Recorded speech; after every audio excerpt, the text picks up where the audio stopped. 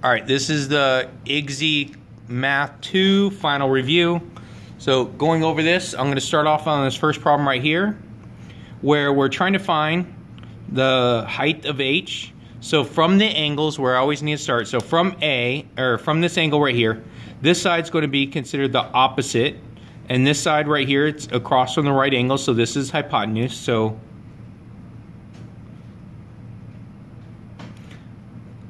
opposite and hypotenuse. Now you will have a reference sheet for this, so you'll have these set up so you can actually look at it. So opposite hypotenuse is going to be sine. So I'm going to have sine of 24, my angle, is equal to, sine is always opposite over hypotenuse, so that's going to be h over 56. And from here, I need to try and get h by itself, so I'm going to multiply both sides by the common denominator, which is 56.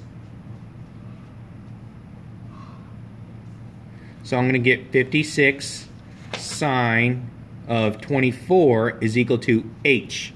So you got to make sure when you plug in the calculator that you have it in the right mode. So to check your mode that it's in the right spot, all you have to do is you press home 5 2. So here's mine right here. And it's home 5 2, and we're checking the angle. The angle's in degrees, so that's correct. So I'm going to go back to home. Let's escape that one. Alright, so here, I'm going to clear out my work. Alright, so for right here, I'm going to plug this in, and it's going to be 56 sine. So to do sine, there's a trig button right there. So press the trig button, sine of 24. Close parentheses, and I hit enter, and that's going to give me 22 point. Now the other 7 is going to make that 7 round up to an 8, so that's 22.8.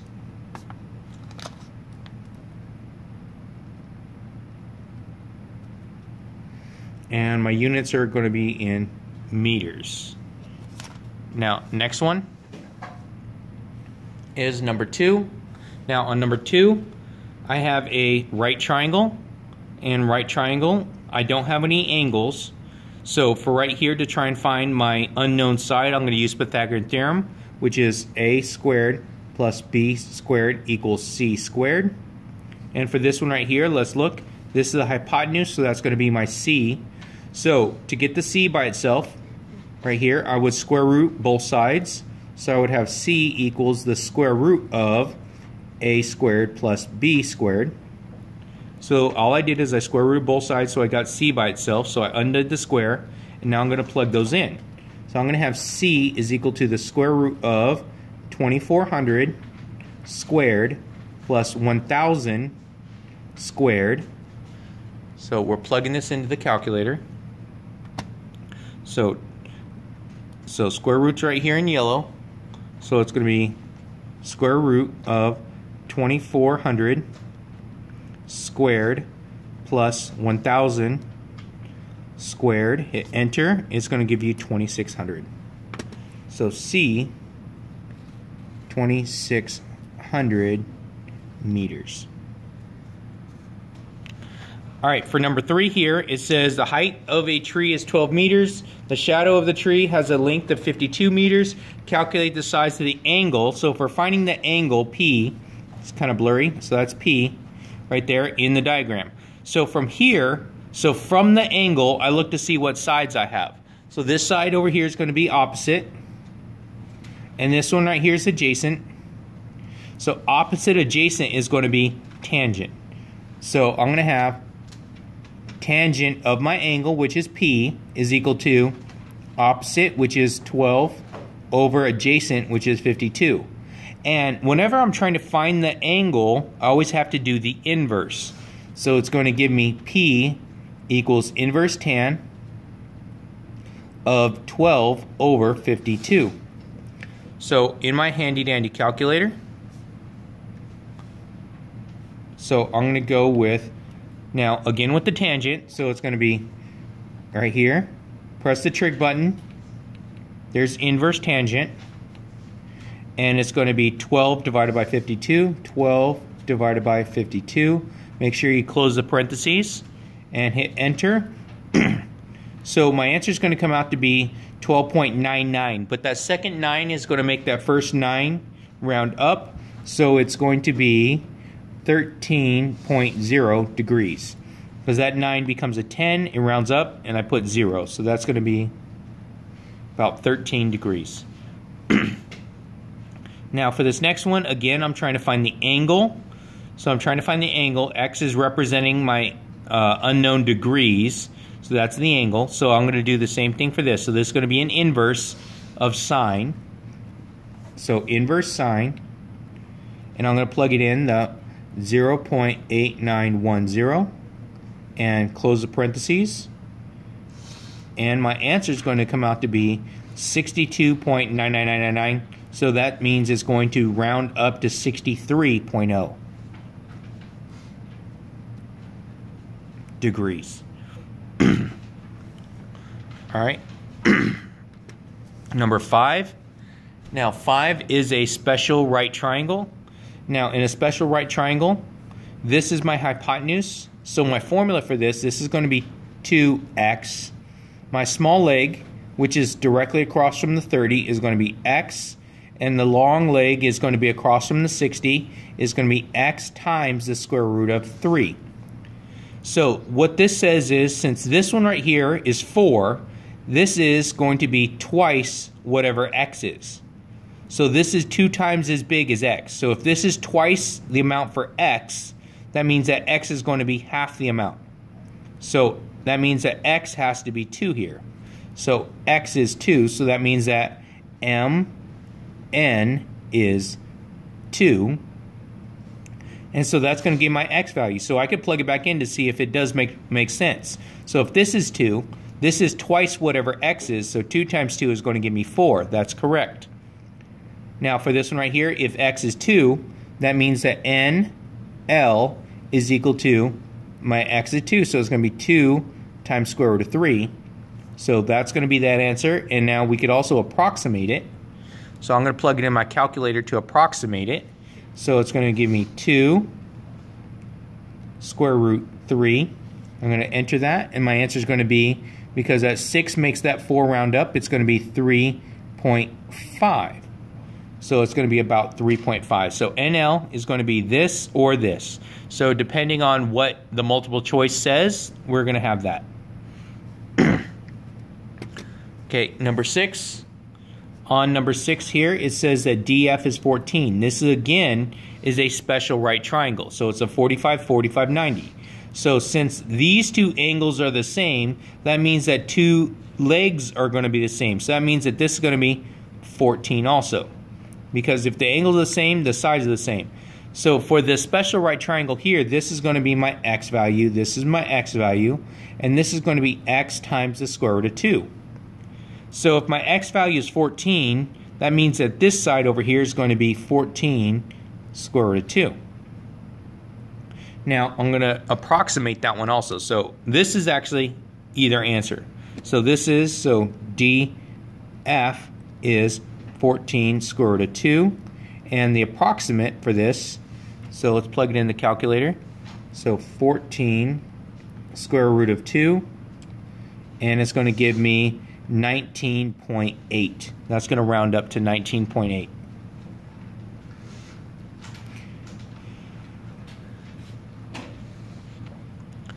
All right, number 7.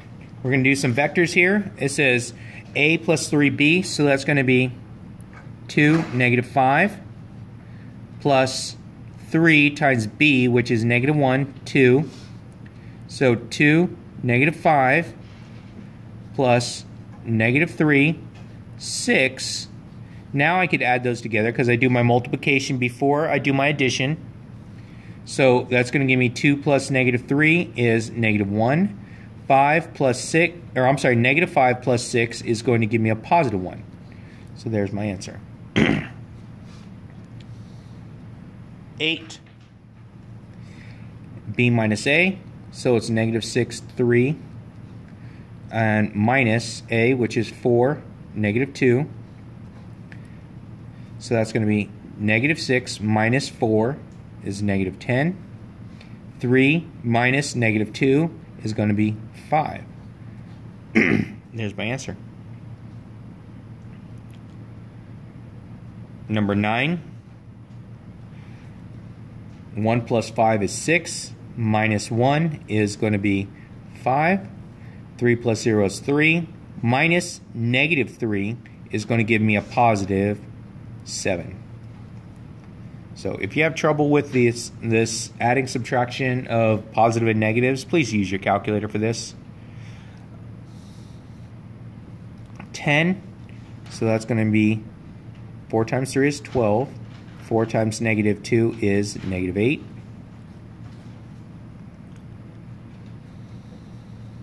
Now for 11, it says, what are BA as a column vector? So starting at B, going to A. So from B to A, I need to go right 1, 2, 3. So since it's going right, it's a positive 3. If it was going left, it would be negative. So right 3 and down 1, 2, 3. So that's a negative 3. So my answer as a vector is going to be 3, negative 3. All right, for number 12, it says, what is a column vector for CD? So that means starting at C, going to D. Since it's not moving left and right at all, that means its left and right is 0. And D, it's going to go down, 1, 2, 3. So that's negative 3. So 0, negative 3 is my column vector for C to D. Now, this one right here, number 13, there's typos all over this. I apologize, it wasn't me. But it's referring to the one that we're doing on 12. And so what it's saying is that we're going to put AO, and we're going to translate it over to this line over here. So we're going to do a translation from here to here. So going from here to here. So A is going on to B, and O is going on to C. So for this one right here, so we're just going to do the translation from here to here. So let's take a look. So now from A to B, so let's go up. So it's going up. Let's see, 1, 2, 3, 4. So it's up 4, and it's going right 1, 2. So it's going up 4 and right 2. So as a column vector, my X always goes first. So it's X over Y. So it's going to be a translation, right?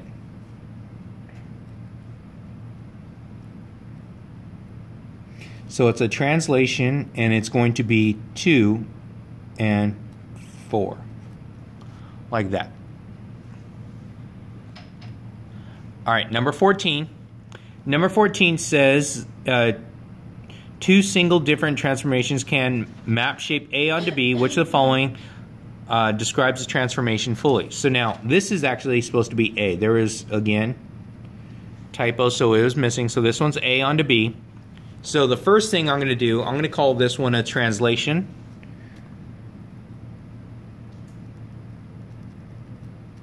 So it's a translation. So a translation is the slide. So I'm going to start here, and it's going to go 1, 2, 3, 4, 5, 6, 7, 8, 9, 10. So it's moving right 10, so that's going to be a positive 10. And it's not moving up and down at all, so that's going to be over 0. So it's moving up and down, none.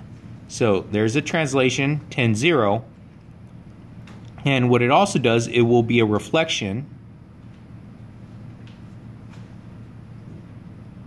So it's reflection. So let's see where it's going to be folded at. So it should be even spacing in between. So this is going to be from this point here, I'm going to put it over to here. So it's 1, 2, 3, 4, 5, 6.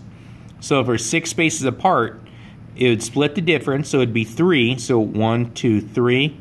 So this is where it's going to fold along. So if it was folded across there, this would put this one on top of there. Now, let's take a look. So it's reflection, so it's reflection where? This is my Y value here, and this is my X right here. So here's my X-axis, this is my Y-axis. So right here, as I draw this line, where it's going to reflect, it says, so this is where the X is equal to 1. So it's reflecting where X is equal to 1.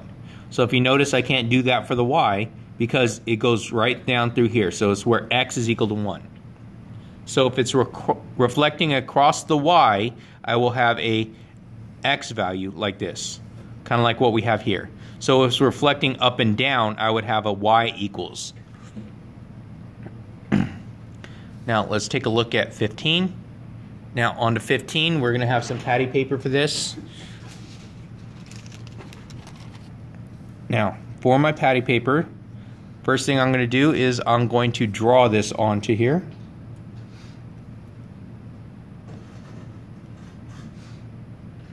So let's take a look. So I'm going to see, it says describe fully the single transformation which maps triangle A, again, triangle, these are rectangles. So triangle A onto triangle B. So it's rectangle A onto rectangle B. So what I'm going to do is, I'm going to put a point right here. So that right there, I'm going to hold my pen and I'm going to twist this. So that's not going to be a rotation. So it's not a rotation. And it's not going to be a translation. We're going to see what this one's going to come out to be. So this one's going to end up being a reflection. So I will show you here. So I'm going to fold it along that line.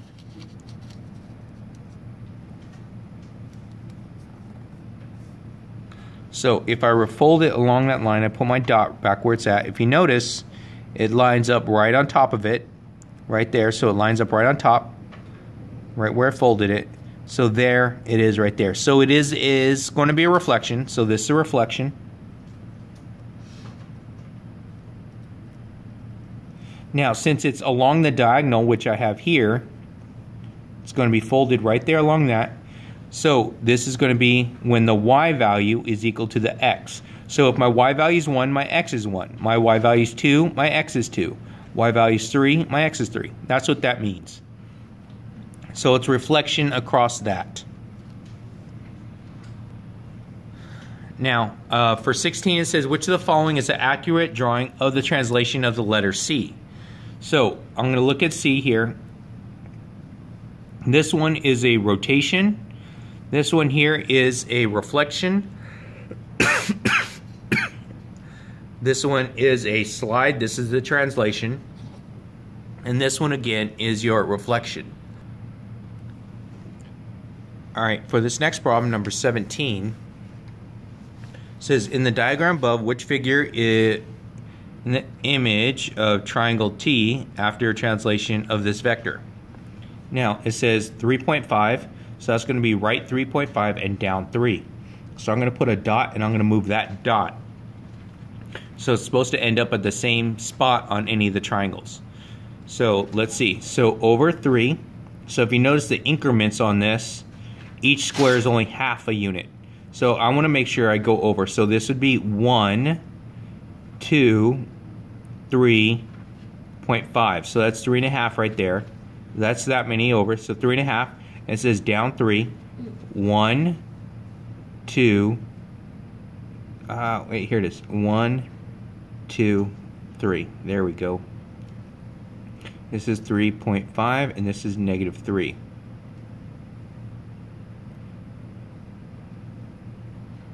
There we go. And that's going to be, my answer is D.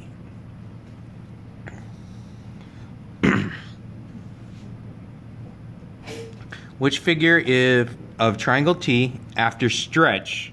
So now, invariant line y equals 1 and stretch factor of 2. So now we're going to... Alright, so right here it says where line y equals 1 and stretch factor of 2. So I'm going to double it. So here's y equals 1. So that means it's going to be stretched from this line right here. So it's stretched twice as much. So we're not stretching right and left. We're only going to stretch it from here up. So it's going to be times 2. So this is going to be 1 unit going up. So 1 times 2 is 2. And so from here to here, so that means that's going to go up this way. So it's not stretching it left and right. It's going to just stretch up and down. So right here, this one's stretching. So this one's going to be up 2. So that's going to be right there. So that means my answer has to be C, because stretching it only pulls it in one direction. This one is only pulling it this direction here. So that means that my figure C is my correct answer.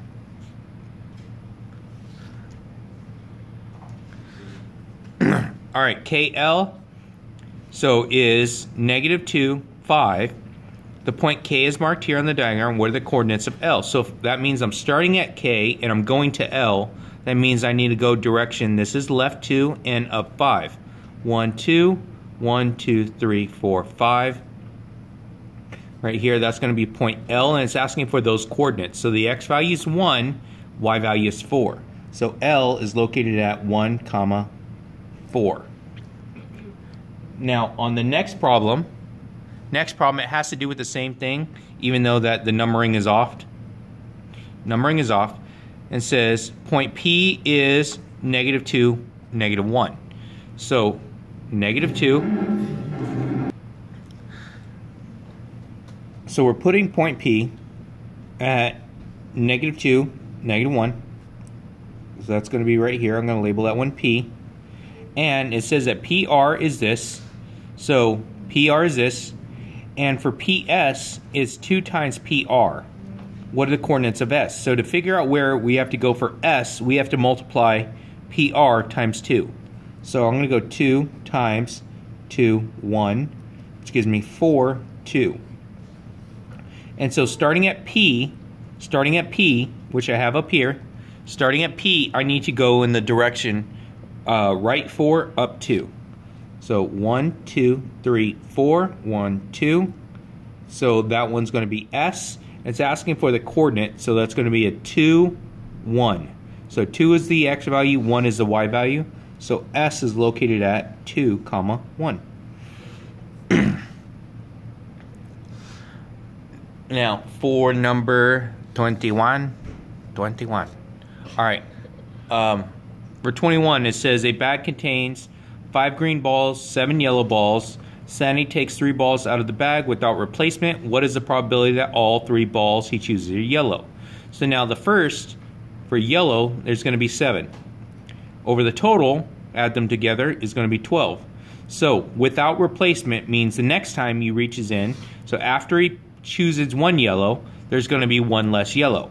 So that's going to be 6. But since he just pulled out one of those balls, there's no longer going to be 12, there's going to be 11. And then we do it again, so after we're picking another yellow, that means that there's going to be 5 out of a total of 10 left over. So now to plug it in the calculator, I'll show you guys how to do this. And now with the calculator, it acts kind of weird. It doesn't like fractions. I don't know why. It's weird. But show you a way to do it. So it's going to be on the top. When you multiply fractions, you multiply straight across anyway. So it's going to be 6 times 5, or 7 times 6 times 5. So 7 times 6 times 5. And to plug it in the calculator, to do the calculator, it's a fraction button. It's right here. It is in yellow, so it's going to be Control Divide, and it sets it up as everything is going to be over. Now 12 times 11 times 10. So 12 times 11 times 10. So that's all my denominator there. So all my numerator there, all my denominator there, hit enter, and I get 7 over 44. So 7 over 44 is my fraction. And now what I'm going to do is I'm going to turn it into a decimal, because since this test is going to be a multiple choice, I want to make sure I have all possible ways. So if 7 over 44 is not, or I don't have any fractions as my choices, I could take this and turn it into a decimal, which would be menu 2, and convert to a decimal would be 1, and then hit enter. So my answer is going to be 0.159. So I'm going to do it as a decimal, is going to be 0.159. So that as a decimal. Now the next thing is going to be as a percent. So to do the percent, I move the decimal point over twice. So it's going to be 15.9%. All right. 2 unbiased spinners are used in a game. One spinner is numbered from 1 to 6. The other one is from 1 to 3. The scores on each spinner are multiplied together. The table below shows the possible outcomes. Now, what is the probability that the outcome is a multiple of 3? So now, let's take a look. All of my answers that are multiples of 3, I'm going to circle those. 1, 2, 3, 4, 5, 6, 7, 8, 9, 10.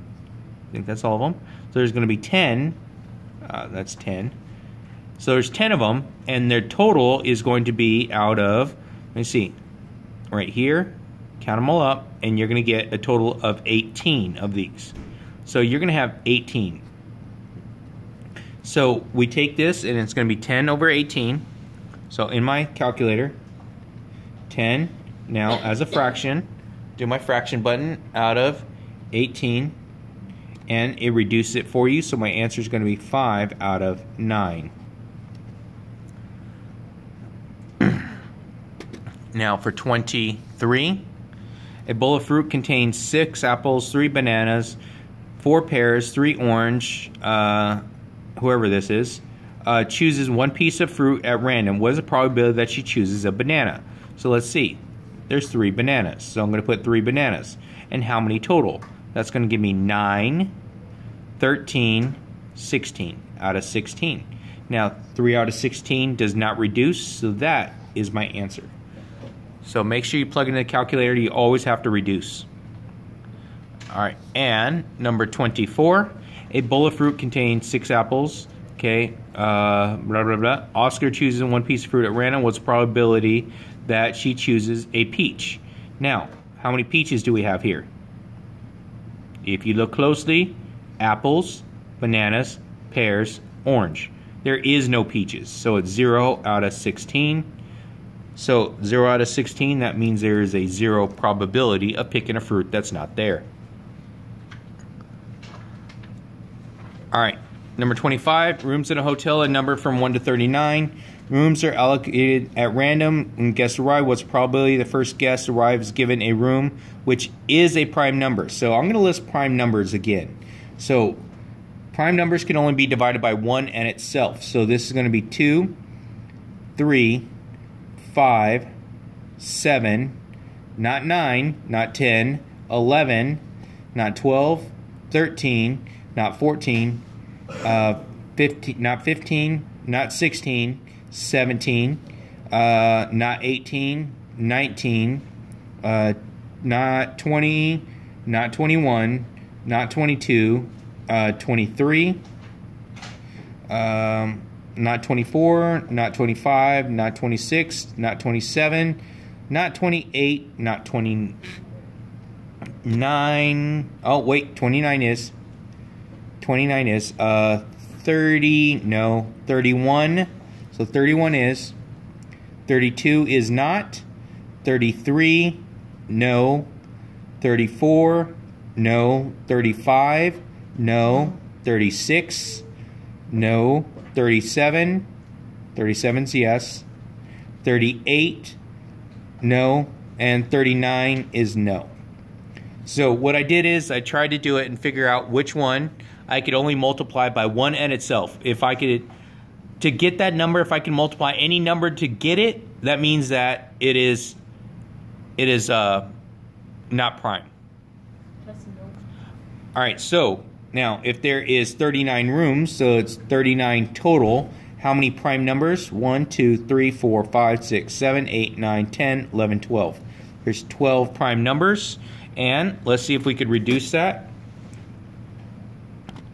So I'm going to have 12 over 39, and 4 out of 13 is reduced.